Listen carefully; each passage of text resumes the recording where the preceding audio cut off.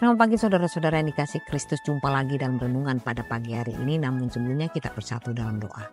Damai sejahtera yang melampaui segala akal, itulah yang akan menyerah hati dan pikiran saudara-saudara dalam Yesus Kristus Tuhan kita. Amin. Firman Tuhan pada pagi hari ini tertulis dalam Galatia 5 ayat 7. Dahulu kamu berlomba dengan baik. Siapakah yang menghalang-halangi kamu sehingga kamu tidak menuruti kebenaran lagi? Demikian firman Tuhan. Berlomba dengan baik. Rasul Paulus menggunakan metafora di dalam teks kita hari ini, yaitu perlombaan. Kata perlombaan dalam bahasa Yunani dikatakan trashkein atau berlari, untuk menggambarkan kehidupan iman orang Kristen.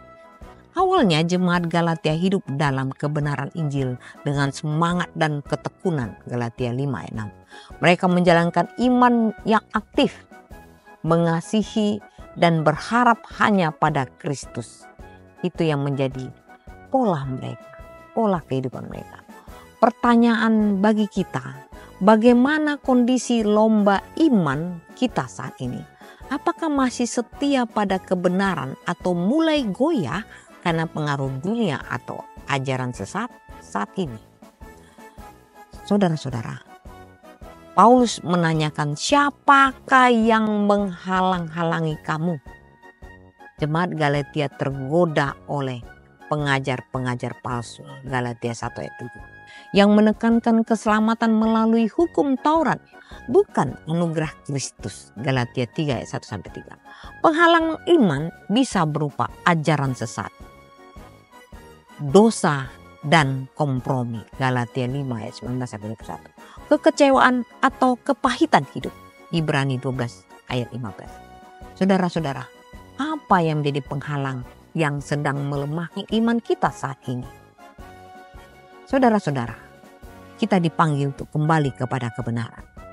Kata tidak menuruti kebenaran dalam bahasa Yunani apathein menyiratkan ketidaktaatan yang disengaja. Injil adalah kebenaran yang membebaskan. Yohanes 8 ayat 32.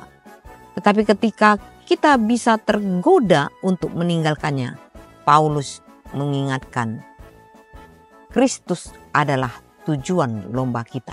Filipi 3 ayat 14. Iman harus dijalani dengan ketekunan. Ibrani 12 ayat 1. Kebenaran hanya ada dalam Injil Kristus. Galatia 2 ayat 5.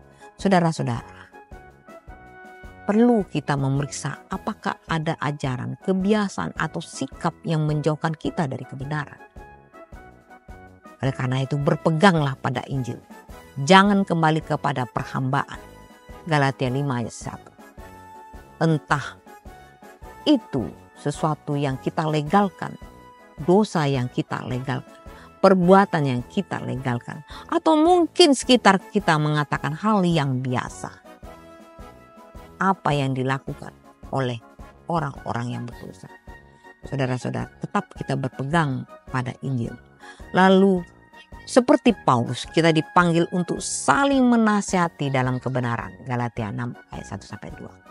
Marilah kita berlomba dengan tekun dalam perlombaan yang diwajibkan bagi kita dengan mata yang tertuju kepada Yesus. Ibrani 2 ayat 1-2. Selamat beraktivitas.